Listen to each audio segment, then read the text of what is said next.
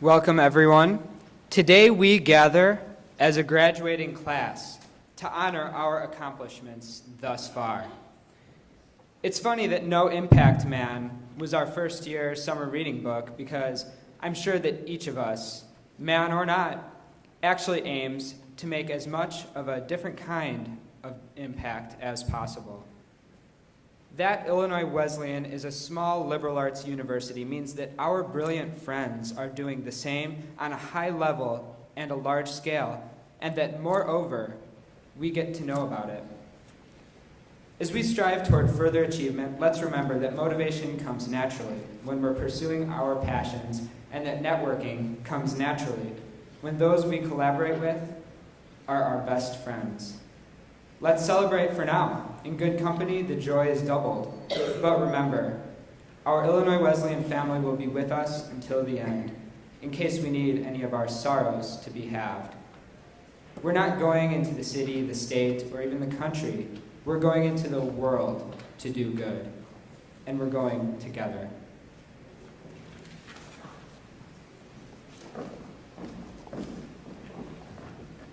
Good morning, ladies and gentlemen. You may be seated.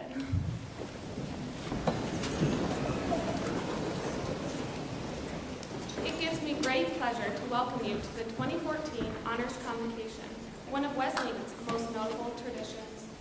This event occurs once a year in the spring in dedication to the senior class and to recognize students and faculty that have excelled in commitment, scholarship, and knowledge. While thinking about what to say today, my roommate and I did the collegiate thing. We looked up different online speeches to give me an idea of where to start. Turns out those web pages that you always skipped over because they weren't scholarly or peer-edited are, in fact, very useless. But I did find two suggestions I thought worth sharing. When talking about who to thank, one source suggested, I would like to thank Google, Wikipedia, and whoever invented cut and paste. Another source, and my personal favorite, suggested, I would like to thank my arms for always being by my side, my legs for always supporting me, and my fingers because I can always count on them. Although my remarks won't be as funny as those, I hope they are a bit more meaningful. I would first like to congratulate my fellow seniors.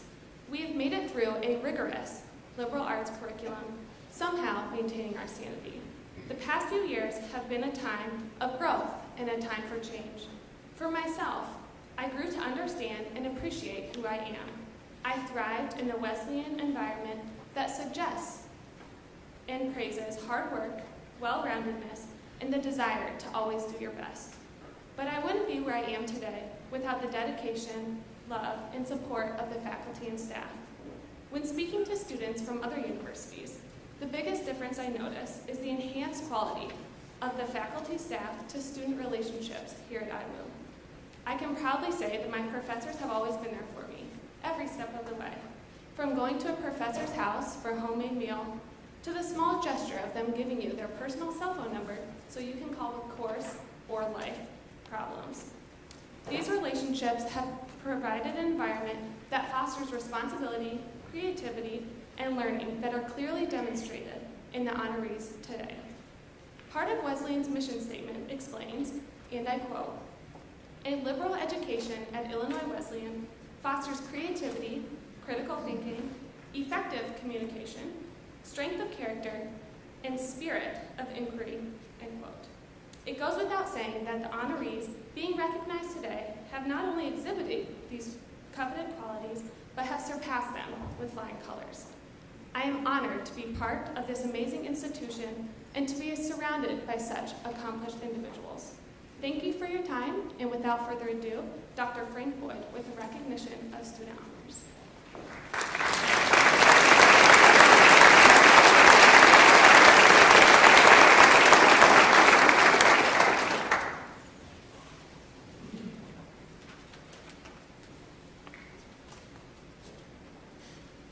On this day above all others, we come together to recognize and to celebrate our honored students.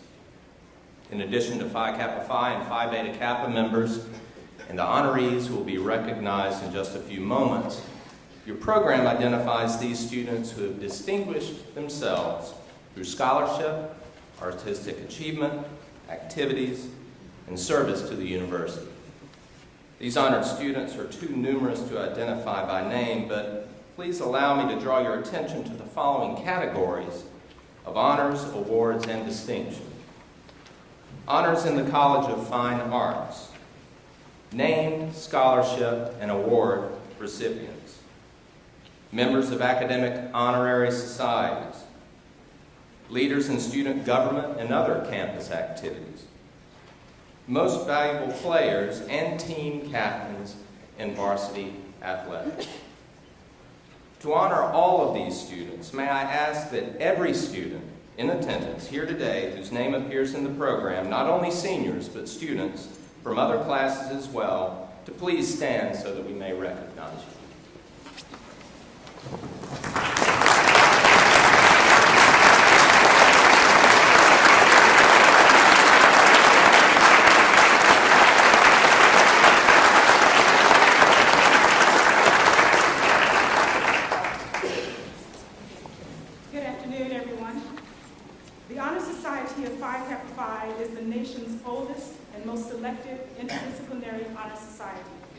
The Illinois Wesleyan University chapter was chartered in 1922, and it is the 31st chapter nationally.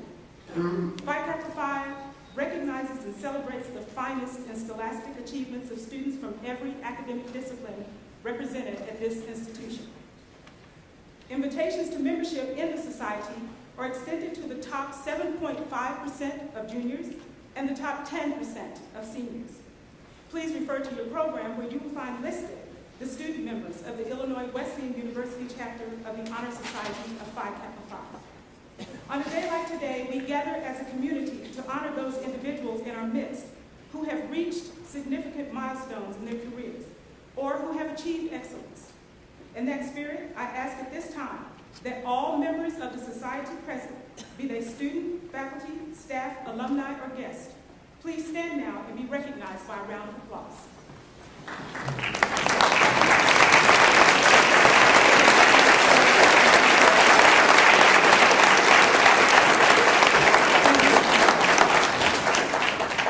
Each academic year since 1932, the National Honor Society of Phi Kappa Phi has held a graduate fellowship competition.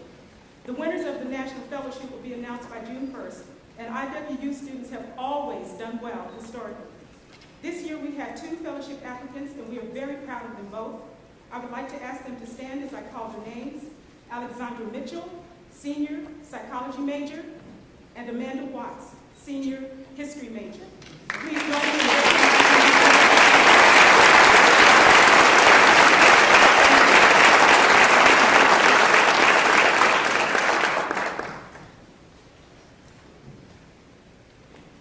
Founded in 1776, Phi Beta Kappa is the America's oldest academic honor society and was the first to name itself by Greek letters and introduce the essential characteristics of subsequent honor societies: a secret oath, a seal, a Greek motto, which is Philosophia Biou Kubernetes, or the love of learning is the guide of life, an elaborate initiation ceremony, and a secret handshake, all of which will soon be revealed to this year's class of initiates, who on this Sunday evening, April 13th, will be inducted into the Lambda chapter of Illinois, adding further prestige to an honor society whose membership includes 17 U.S. presidents, 38 U.S. Supreme Court justices, and 136 Nobel laureates, as well as members of the faculty, administration, staff, guests, and students who are here today.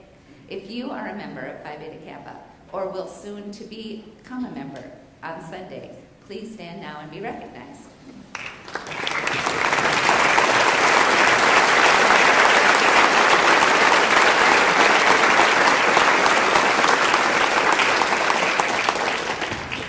In addition to hosting a successful campus visit by PBK visiting scholar John Komaroff, our Phi Beta Kappa chapter launched several new initiatives this year. The PBK Fellows Program provided an opportunity for 5 seniors who were elected to Phi Beta Kappa last year as juniors to help coordinate the Unraveling Inequality course cluster to create a website and to establish an online journal to feature the interdisciplinary submissions for the annual Phi Beta Kappa Liberal Arts Scholar Award. I would like to thank this year's fellows who I'd like to stand, please. Lexi Baltus, Mon Dow, Lauren Henry, Nora Peterson, and Ariel Smith.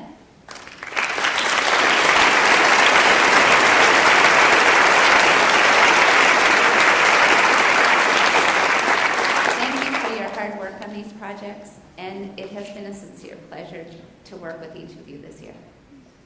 Election to membership in Phi Beta Kappa honors the clear manifestation of three core values we deem central to our community.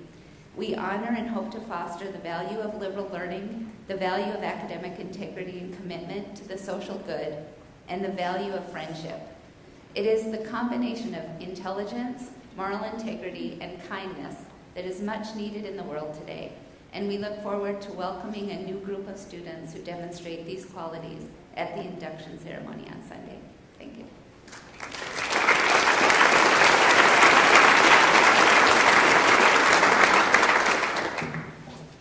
Today, as a community, we not only honor those students who have earned scholastic and activity honors, we also honor those faculty members who are retiring from active teaching. I would like to call on Professor Mario Pelusi.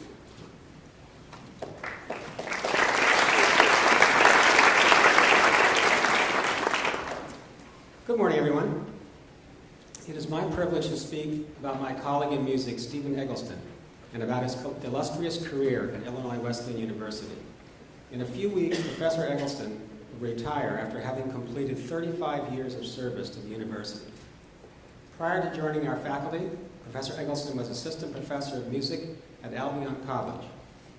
Professor Eggleston holds a Bachelor of Music degree in Instrumental Music Education from Butler University and the Master of Music degree in Conducting from the University of Michigan.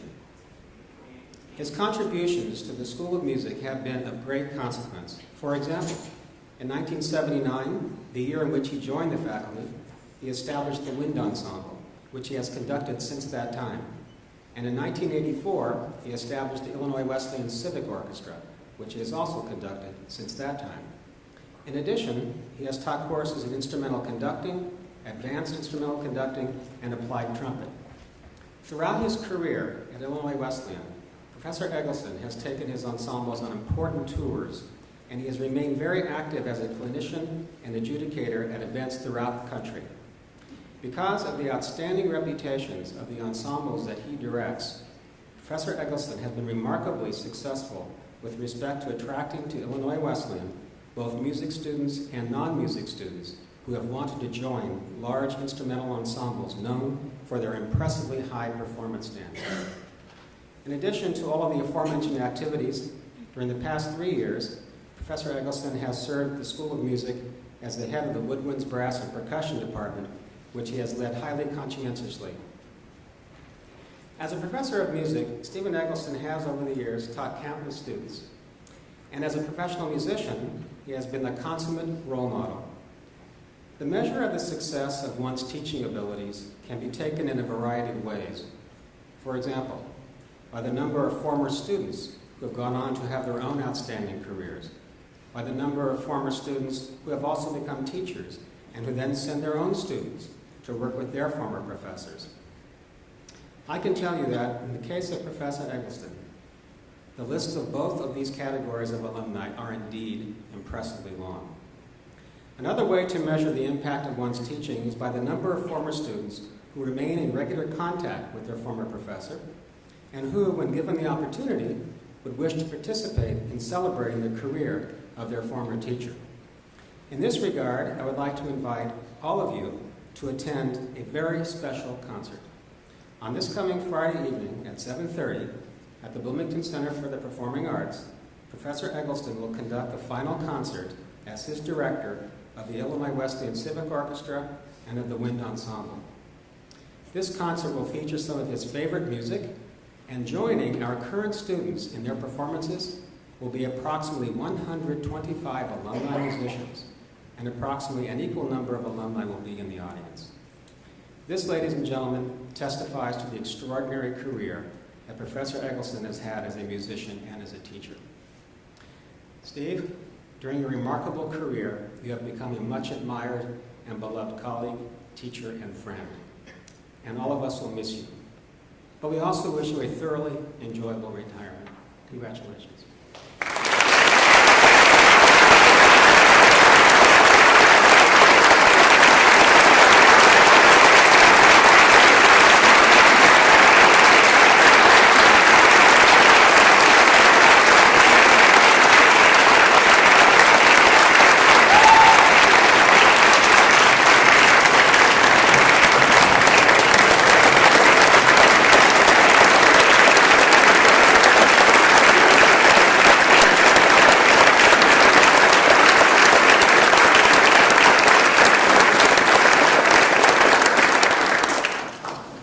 Steve, will you please come forward?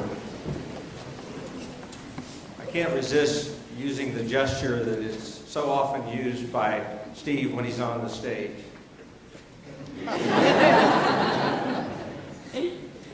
On behalf of Illinois Wesleyan University, I extend to you, Professor Steve Eggleston, our heartfelt thanks in recognition of your 35 years of distinguished service to Illinois Wesleyan. You will continue in our community as Professor Emeritus. Congratulations.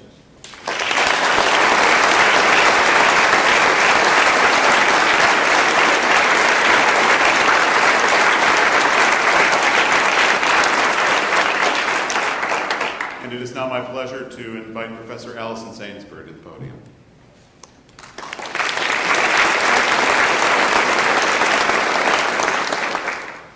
44 years of Fridays. Professor Dr. Robert Bray came to Illinois Wesleyan in 1970 from the University of Chicago with a specialty in 19th century American literature.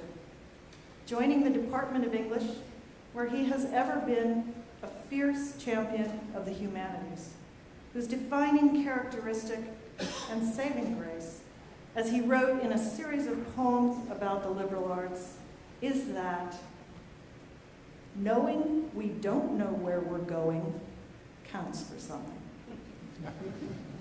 There can be no better proof of that aphorism than Bob's own work, which spans languages, countries, and literary forms. In his classes, he's traveled with students on Walt Whitman's Open Roads and to the house on North Pleasant Street in Amherst, where Emily Dickinson wrote her astonishing poems and gathered them into the booklets known as the fascicles. He's launched students into the raging tempests of Aimé Césaire's and Derek Walcott's and Edwidge Danticott's Caribbean. He himself is a literary critic, a biographer, a poet, a playwright, and, in his alter ego, the Vicar Vicarious, a satirist of great wit who has given his colleagues in what he taught us to call the Department of Anguish much pleasure. The exploration of Illinois as a crucible of literature, thought, and political action in the 19th and early 20th centuries was from the beginning the focus of Bob's scholarship.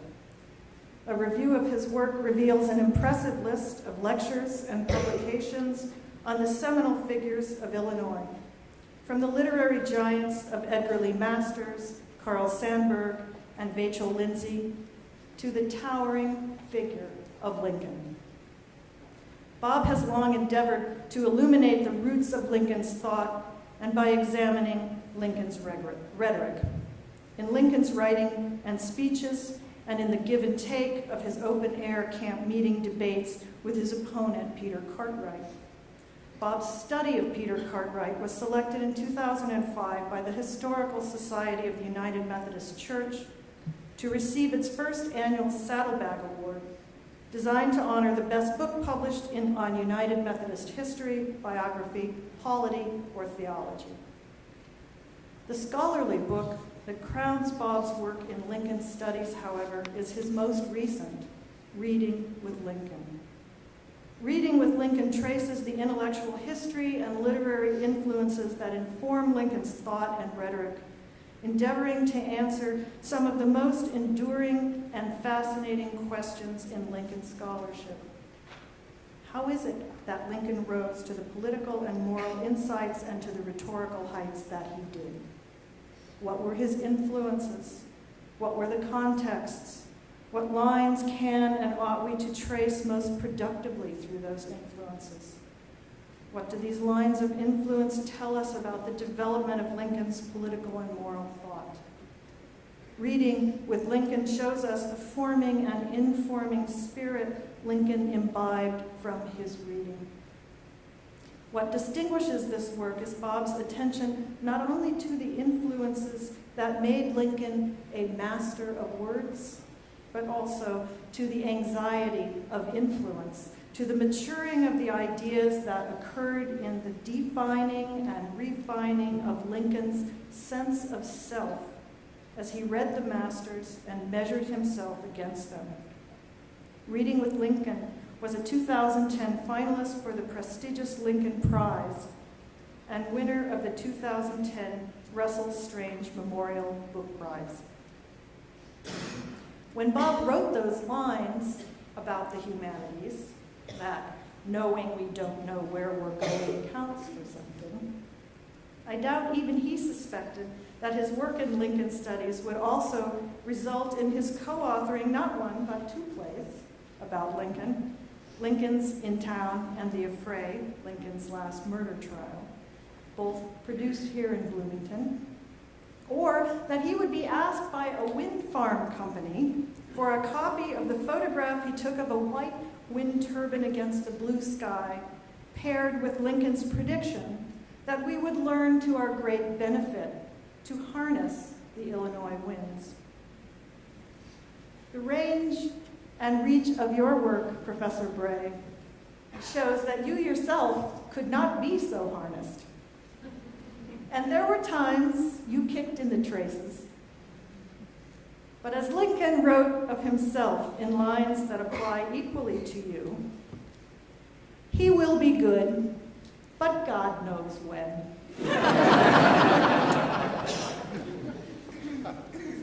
One respect, Bob.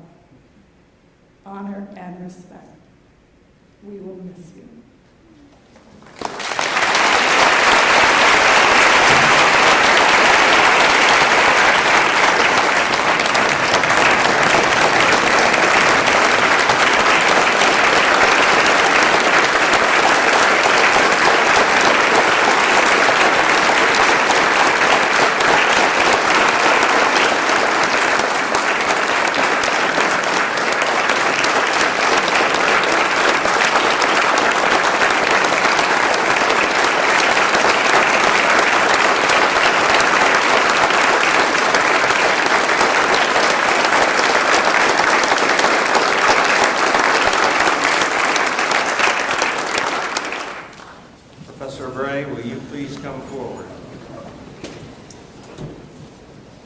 On behalf of Illinois Wesleyan University, I extend to you, Professor Robert Bray, our heartfelt thanks in recognition of your 44 years of distinguished service to Illinois Wesleyan. You will continue in our community as Professor Emeritus. Congratulations.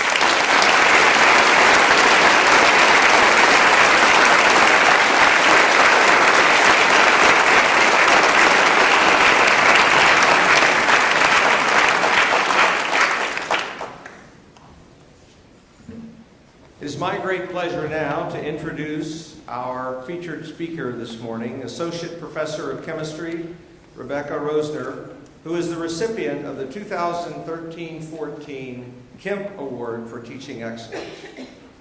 At Illinois Wesleyan, where teaching excellence is fundamental to our mission, there is no more significant recognition for a member of the faculty than the Kemp Teaching Award.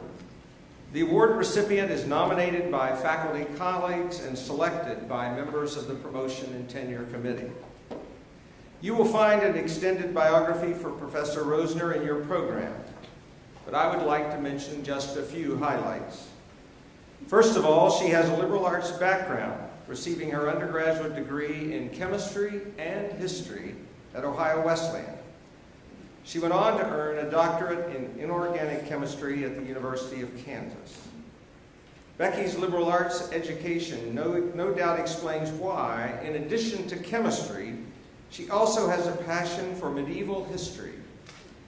These seemingly disparate passions converge when one considers her gateway class, Sex, Disease, Medicine in Medieval Renaissance Europe, and her research into polyoxymetalates, the inorganic compounds she hopes might someday hold a clue to treating HIV and cancer. She is an accomplished teacher and scholar and seeks out ways to involve students in her work and to help them prepare for their own careers in science. Becky is also very active in campus governance processes and devotes enormous time and energy to matters of concern to the faculty, both in her own department and for the campus as a whole. A colleague who nominated her for this award provided many firsthand examples of Becky's teaching style and the way she relates to her students, but also included a quote from William Arthur Ward about inspiring teachers. A mediocre teacher tells, a good teacher explains, a superior teacher demonstrates, and a great teacher inspires. He went on to say that Becky Roesner is an inspirational teacher who has had a significant impact on the many students she has come in contact with over the last 15 years. The title of her talk today, The Art and Science of Living in the Present, it is my great pleasure to welcome to the podium Professor Dr. Rebecca Roesner, the 2013-14 Kemp Award winner for teaching excellence.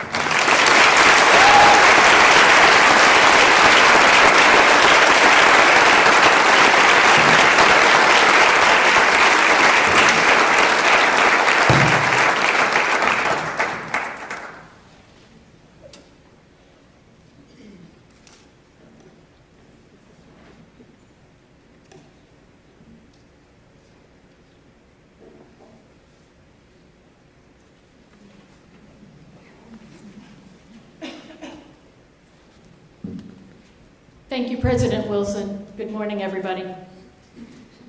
What, you might wonder, was swirling around in my mind when I decided that living in the present should be the message of today's talk? I suppose that I was thinking that today is a day of milestones in a season of milestones, one of many spring occasions where we pause to recognize extraordinary work, goals set and achieved, projects completed, grad school admissions, degrees conferred, jobs secured, and the adventures and opportunities that come along with all of these events. While we certainly should pause to recognize and celebrate these achievements, there is also a risk in wagering too much of our happiness as we strive for the milestones. If we focus too much energy on life's itinerary and timetables, we're apt to miss much of its landscape, some fascinating fellow travelers, and a few serendipitous twists and turns. Our preoccupation with the milestones can tempt us to wish bits of our lives away. How many times have you thought, I'll be happy or relaxed once I do this or that, once I finish the project, or take the test, or find the job, or give the big speech? I'm not suggesting that we compromise our goals, but rather that we allow ourselves to explore and enjoy and reflect along the way, and that we don't hold our happiness hostage to the milestones. So, as the end of the semester tempts us to look backward and forward in a confusing swirl of satisfaction and anxiety, let's take a few moments to recount a few fascinating things that happened when people set aside their worries and distractions and took special notice of the present. My hope is that these successes will give us a little encouragement to focus on the journey rather than the milestones, and to prepare our minds for serendipitous moments. Serendipity. The word serendipity was coined by Horace Walpole, a British statesman, in a letter he wrote to Horace Mann, a Massachusetts statesman and educational reformer, in 1754. As an aside to the main business of this letter, Walpole was describing how the princes in a fairy tale titled The Three Princes of Serendip, what we now call Sri Lanka, were always making discoveries by accident and sagacity of things they were not in quest of. This tale of three princes came to Europe through east-west trade and was first mentioned in the writings of Giovanni Surcambi, a student of the 14th century Florentine writer Giovanni Boccaccio. The fairy tale itself was published in Italian by Cristoforo Armino in 1557, and much later, in 1722, translated into English by way of a 1719 French version.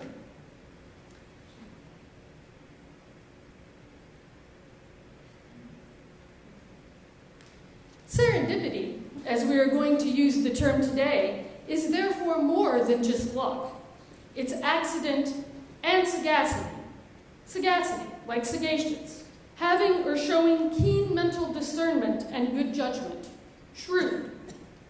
Or, in the words of Louis Pasteur with respect to scientific endeavor, in the field of observation, chance favors the prepared mind.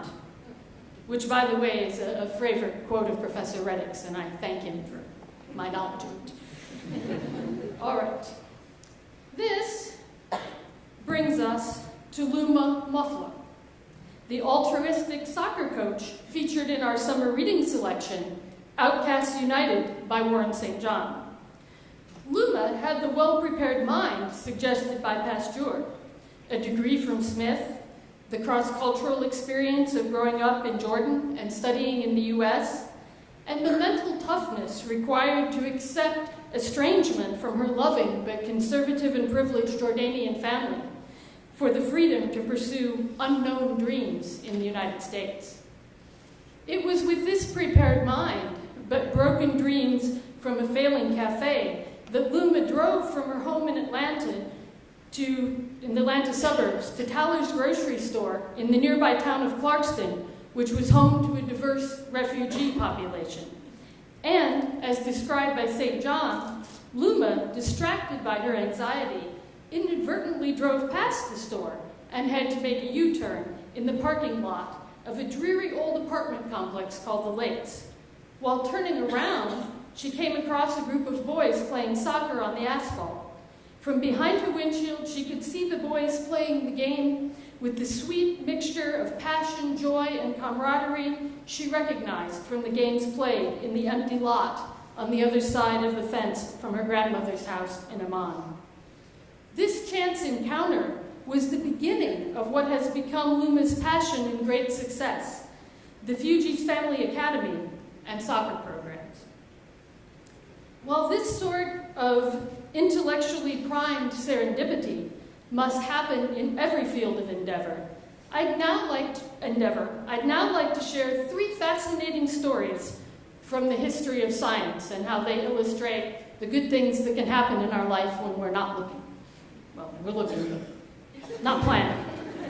All right, so first story, Alexander Fleming. The year is 1928.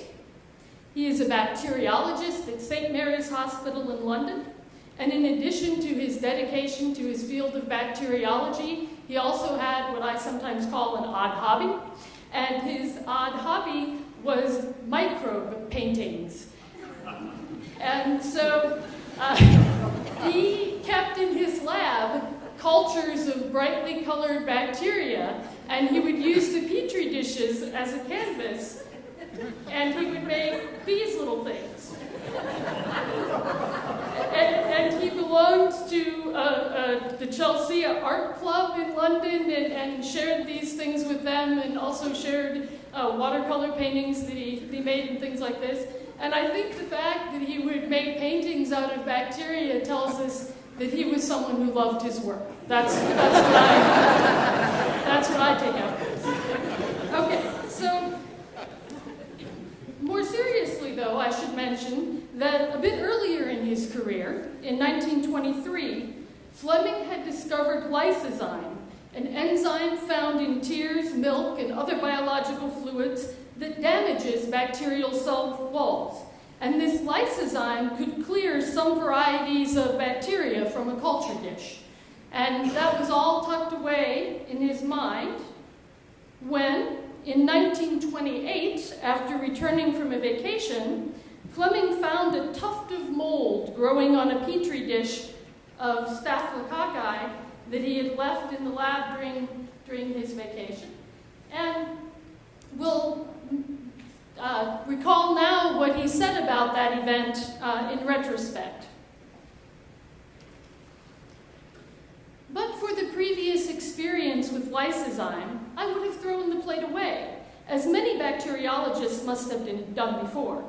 It is also probable that some bacteriologists, having noticed similar changes to those noticed by me, but in the absence of any interest in naturally occurring antibacterial substances, the cultures would have simply been discarded. But instead of casting out the contaminated culture with appropriate language, I decided to make some investigations. And as you can probably tell by now, what Fleming had discovered was penicillin.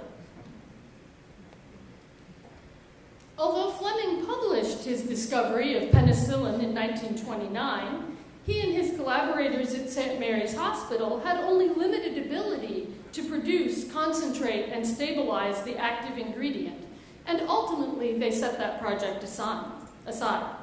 But the development of sulfa drugs in the 1930s and the threat of war produced renewed interest in antibacterial agents. And in 1938, Oxford scientists Howard Florey and Ernst Chain resumed the work on penicillin, and they were able to generate significant quantities of the antibiotic and establish its clinical value. This brings the story of penicillin to the USDA labs in Peoria, where Florey and Chain began collaborating with Andrew Moyer and Moyer's group. And Moyer had a method for culturing fungus where he stirred it in big vats with something called corn steep water, which is a byproduct of the wet milling of corn that is done to produce cornstarch. And through this process, he was able to grow the mold and the active ingredient in the mold in amounts 10 times what they had been able to do at Oxford. And simultaneously, the group in Peoria started looking for the forms of penicillium mold that would produce the most active penicillin. And after searching and collecting samples of mold the world over, it turns out that the winner was a Texas melon in a Peoria market. And there's this lovely sign here from a spoiled cantaloupe in Peoria, the best of 1,000 strains of penicillium. So a bit more serendipity in the whole story of penicillin. So Fleming, Florey, and Chain received the Nobel Prize in Medicine for their work in 1945, and around that time, another colleague at Oxford, Dorothy Crowfoot Hodgkin, was working on the structure, the molecular structure of penicillin. She used X-ray diffraction to determine that structure, and although today this process is highly automated and a trained scientist can determine a structure in a day and then spin beautiful 3D images of the molecules around on their computer screens, then it was a mathematically intensive process that required great patience and discernment.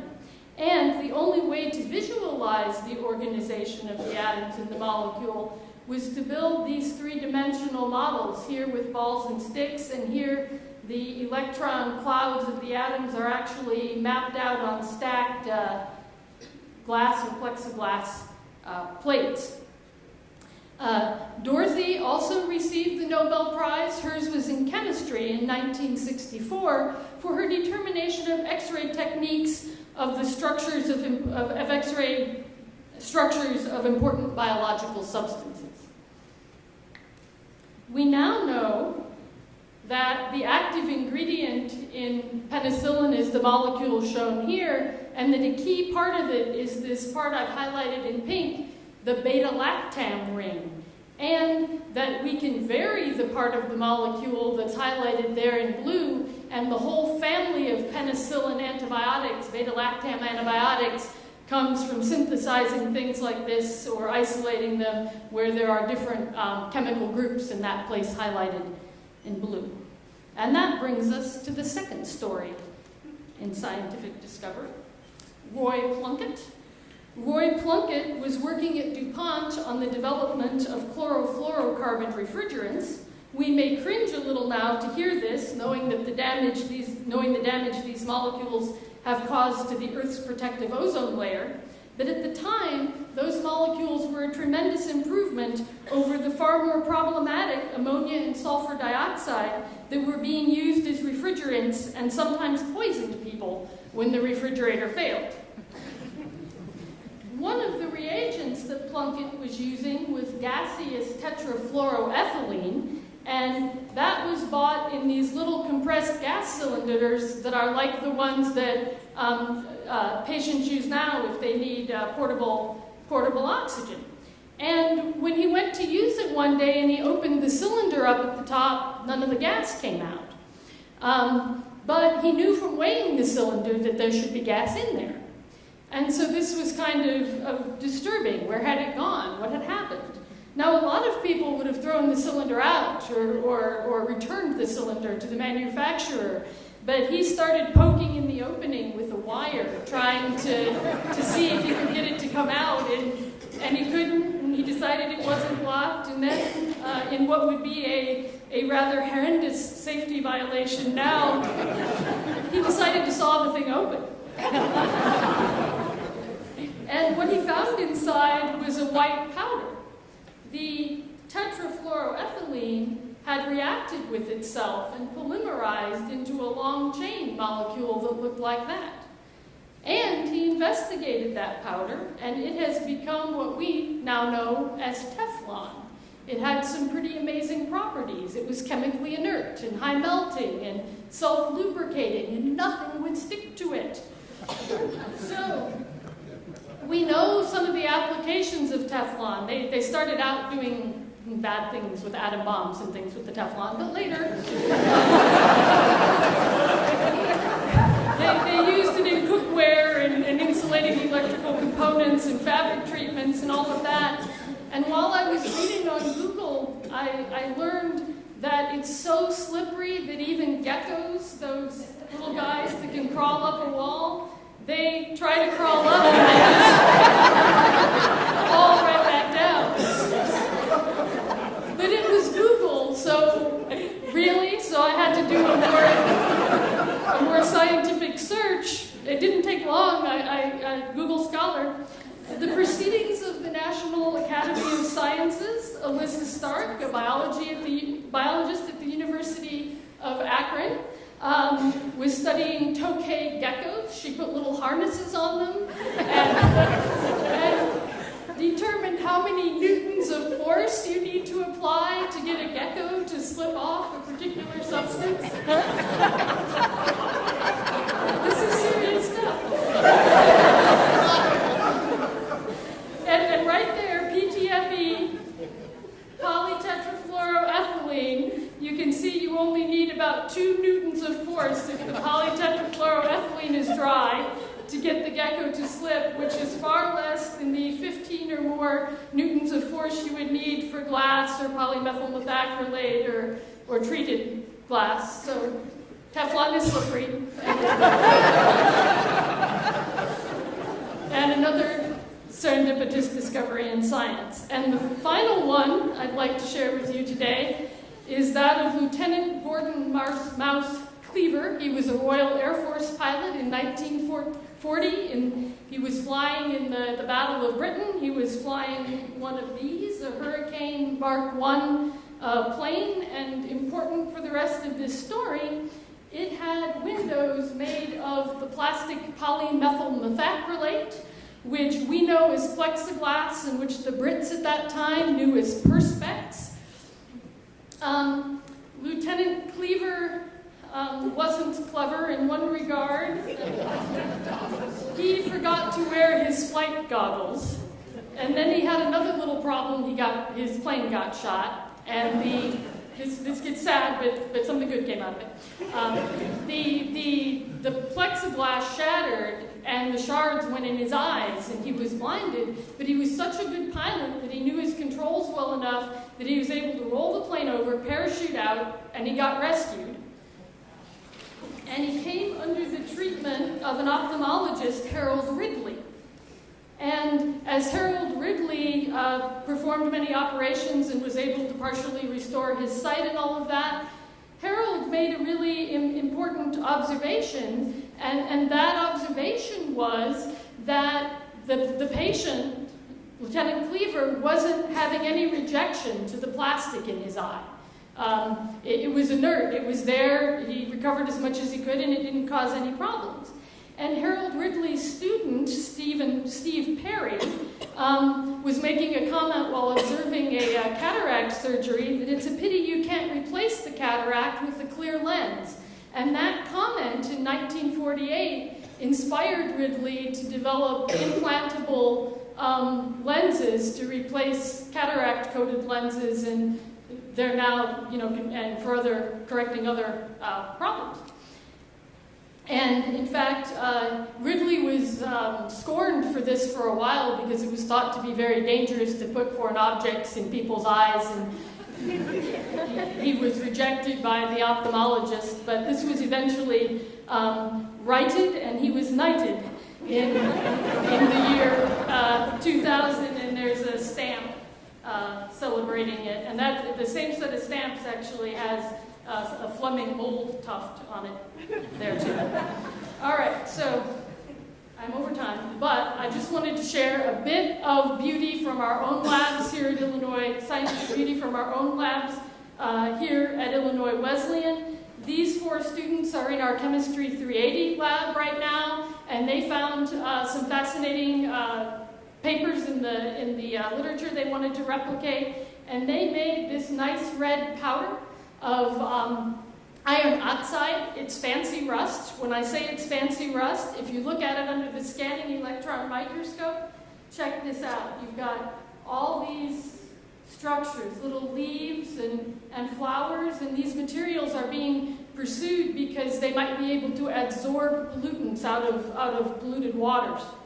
And they've got little poinsettia flowers and leaves and these little clusters, and so I just wanted to share a little bit of our own day-to-day beauty. I also want to thank everybody here in the room and everybody here on campus for making this a really wonderful and fun place to work.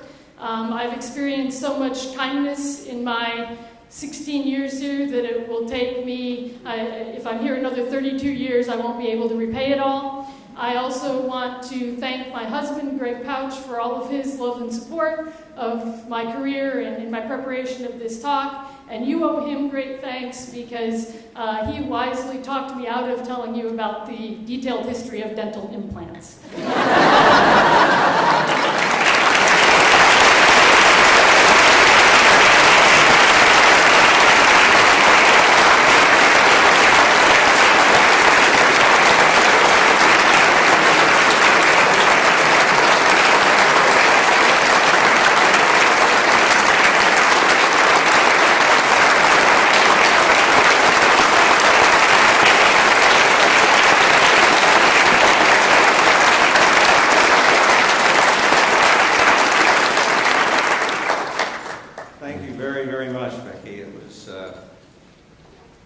Most enjoyable talk.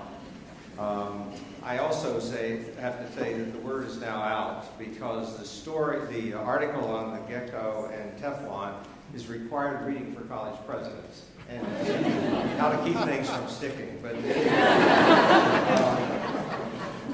the Kemp Foundation has supported the university's award for teaching excellence since 2009. This annual award honors a faculty member who represents our highest ideals in terms of instruction And we are delighted that the Kemp Foundation shares our desire to recognize outstanding teaching on this campus. As some of you may know, Parker Kemp is a resident of Bloomington and served on our Board of Trustees for many years. Besides funding this award, Parker and his children made a gift to the university that has been used to create the Glenn and Roseanne P. Kemp Commencement Plaza in front of State Farm Hall. Glenn and Roseanne were Parker's parents and were both graduates of Illinois Wesleyan. Parker's daughter, Renee Schaefer, is here with us today. Please join me in a round of applause to thank Renee and all members of the Kemp family for their generous support of the university and especially for this award. Renee?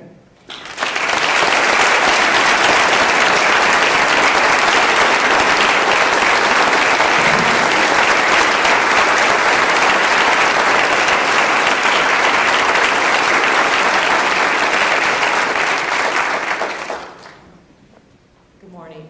On behalf of my family, Becky, it's with great honor that I present to you the Kemp Foundation Award for Excellence in Teaching. Thank you so much.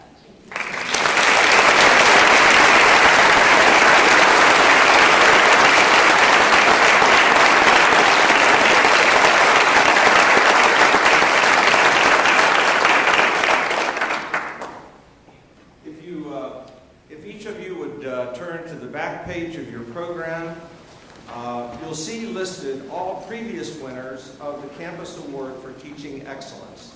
And I know as I scan the audience that many of the award winners are here with us today. I'd like to ask that you please stand and be recognized.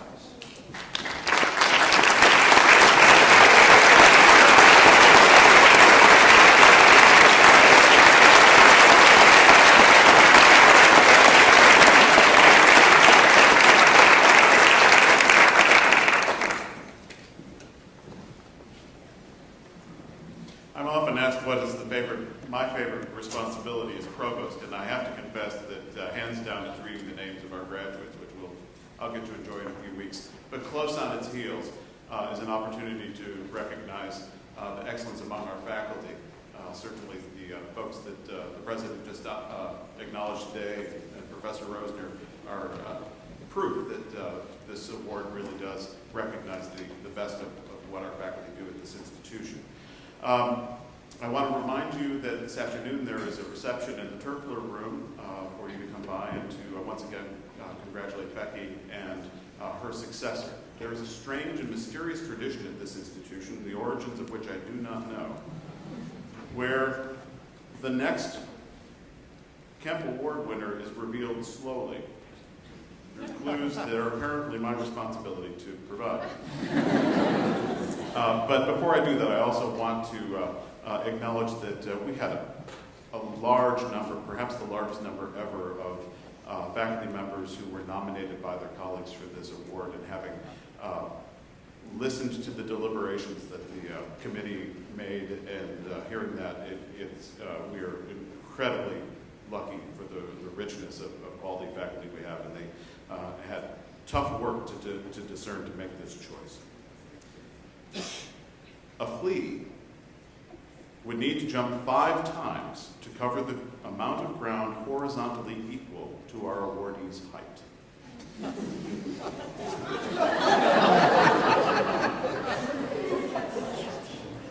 Moodle has been utilized in some of the awardees' classes.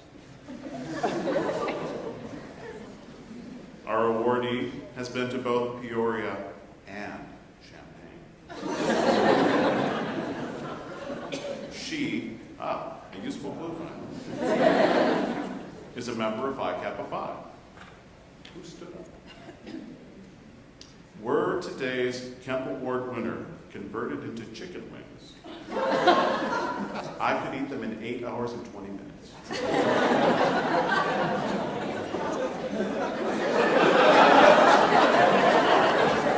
And I think it's about $125,000 of scholarship money can be raised if we can stay today.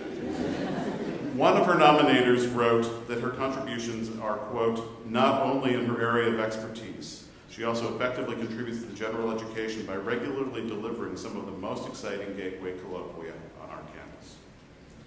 Our Kemp Award winner knows that there are 20 Buckies in a bell loop, and that a Bucky Walter is a payphone, because Walter Levy was the first person in Boonville, California to own a telephone, and back then a call was a nickel. Today's recipient can speak more than one language, and at least one of them is a language I do not speak, besides the boot language, that apparently is what you just heard. She knows that Gratulalok is Hungarian for congratulations. With a Bachelor of Arts from Santa Clara University and a PhD from Emory, both in political science, it is my great pleasure to acknowledge the much-deserved Kathleen Montgomery.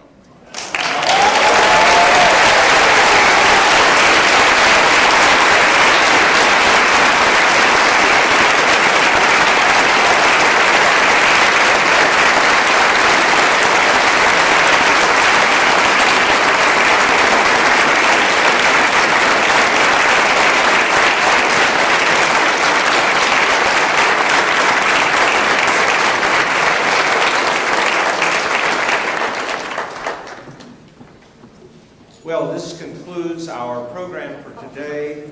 I couldn't help but think about Becky's comments as she was going through her address. It strikes me that, on the one hand, each of you in this audience today is here to pay honor to someone who made a difference in your life. Becky, we're delighted for the reminder that we must strive to extend ourselves. We must also live in the present.